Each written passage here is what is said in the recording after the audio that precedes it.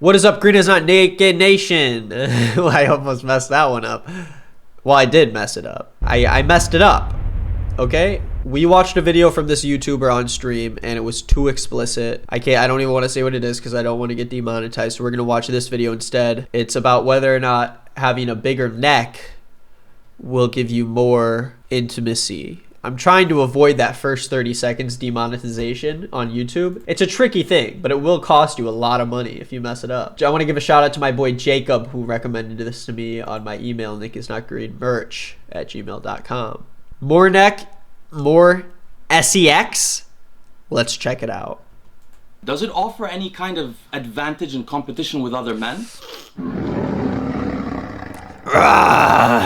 See, there's a lion with glasses, which means that he's not only an alpha and aggressive, but he is also intelligent. In this video, I'm going to tell you for the first time what your neck says about you.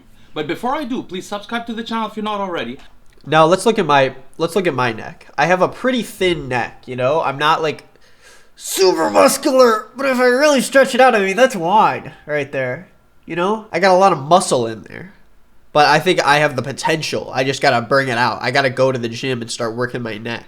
Like the video and comment on the video for the sake of the algorithm. Now let's get started. As originally postulated... For the sake of the algorithm. Guys, if you're watching this right now, hit that like button. Comment down below how many inches in diameter your neck is. For the sake of the algorithm. Success. In particular, our secondary sexual characteristics evolved to improve our reproductive That's success a loud through two bell. mechanisms. Intrasexual success. That is men's ability to succeed in fighting with other men. So, dude, we're not cavemen anymore. You just find someone you like and then you reproduce with them. We're not cavemen. We don't need to fight anybody else. I've never had to fight someone. And then we're not giraffes. Have you guys seen giraffes fight with their necks? I gotta show you this. I'm sure a lot of you have. Just hanging out, just hanging out. Oh! Oh!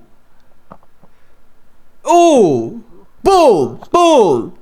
Boom! Boom! That's what humans should do if they want to have sex with somebody. use. And the second is intersexual selection. That's a man's ability to attract a woman directly instead of being able to defeat other men and being the maybe only available man. For the last several decades, I've never had to defeat another man. in particular in men, the 2D to 4D ratio, that is the ratio of your index finger length to your ring finger length, was studied the earliest. So the length from here to here, is that what they're saying? So between your middle finger?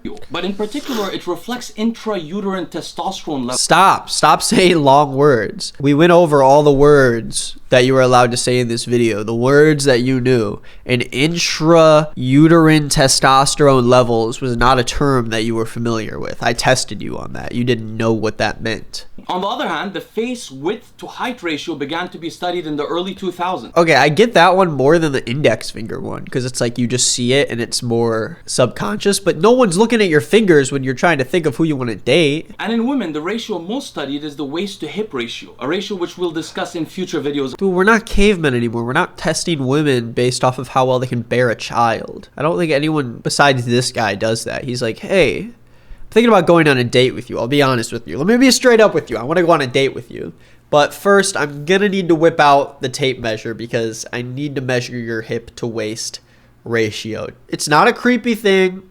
It's just I need to kind of see who is a potential mate for me. We want to find out, is the neck, particularly the neck muscularity and size, a sexually dimorphic trait? And if so, how powerful of an indicator is it for a man's masculinity? This is so stupid.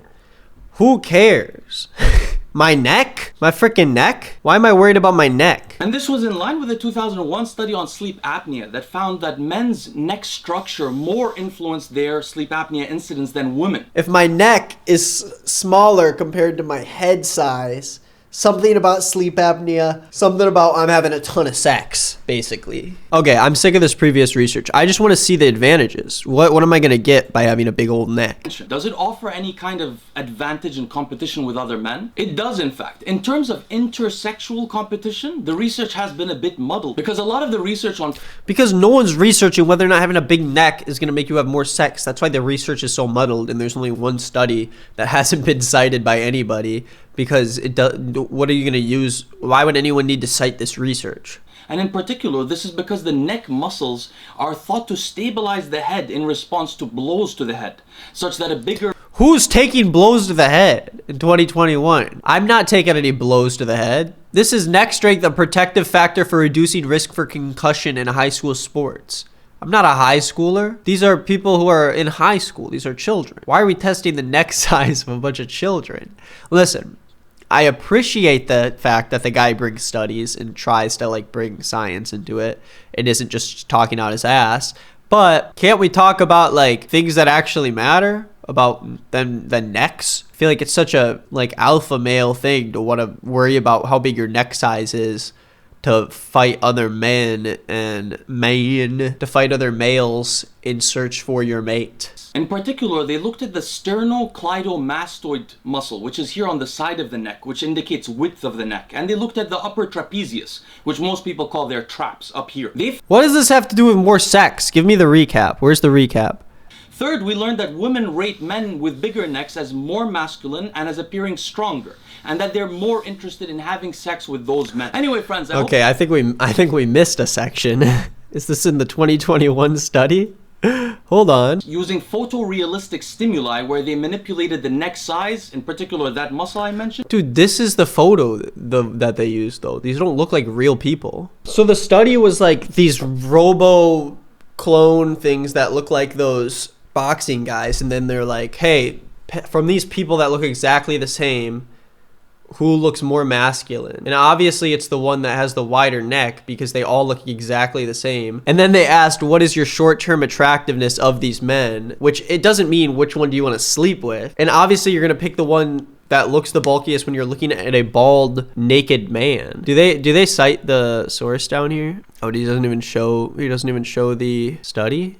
Man's just salty because he's got a thick neck. Let's see if there's anything else we can watch before we end this specific video. Where do Arabs come from? That's weird. One hack that will make you tall. Why are there so many parts to this video? Talk about it. If I were back as a 12-year-old, I would probably do this, but I would keep in mind that the risk is that I may be, for example, more hostile for the rest of my life, maybe slightly more anxious. So is he saying the trade-off for being tall, he would take the trade-off at 12 years old to be taller if he was more hostile and anxious for the rest of his life? Oh God, what is going on? I have no idea what's happening. Well, remember those aromatase deficient people, they had high testosterone levels, but also because it ends puberty. Therefore, it determines how long your penis can actually grow significantly for. That means if you lower estrogen levels by halting the activity of the aromatase enzyme with the use of drugs called aromatase inhibitors, your growth plates will not fuse. And then, depending on many other factors that influence the velocity of your increasing height, you will eventually get to the height that you desire. I hated that. Strong neck competition. That's too long. If it's thicker than your head, you need to back off. How do you look anywhere? You can't look down. Every time you have to look down, you have to go.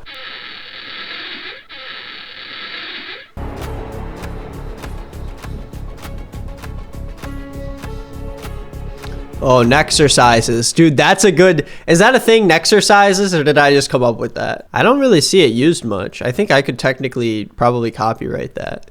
Nexercise. We could create a new workout machine. I think we should make a machine that helps people work out their neck and call it nexercise. So listen, this is how we work out our neck. Sort of have two ropes hanging like this, and your feet would be strung like this. You sort of would have this here, and then your big old neck, and then your big old noggin. And of course you gotta have the veins in there. And of course your arms are also tied back. You have ties on your arms. So everything is tied up. And then you would have to have a sort of like a weight strapped like this, and it would sort of go off to the side here, and you would have your dumbbells here. Now you would need to have like, I know there's better neck exercises out there, but you'd have to like get people to come in and really put those things up. There's got to be, I know there's better ones out there, but this one has a cool name, which is why I feel like it technically would work better. So you have this neck exercise machine, which is kind of cool. You get to wear a little hat. You got this one, which is lame. That one looks dirty. Oh. neck exercise tool. I bought this before I lost half my income during the coronavirus quarantine, and it's too late to return it. Oh, it's too much. That was better than comedy. So you pump it up, pump it up, pump it up, pump it up, and then we put the chin strap on. This is funny. He didn't. No, he didn't. Oh, how much is this? Oh my gosh, $250? Are you kidding me? Dude, it's a hat on a bungee cord. And they should have called it the Nexercise. That's the biggest issue I have with it. Anyways, thank you for watching this video on the Green is Not Nick channel. If you want to check out more, go down in the channel below. Also, links down there to my main channel and my Let's Play channel where I'm playing some sick ass video games.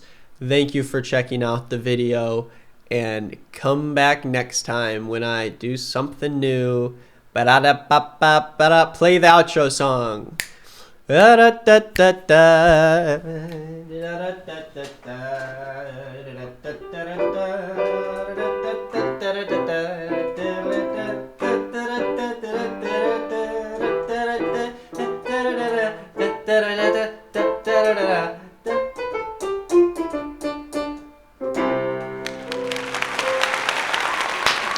Thank you.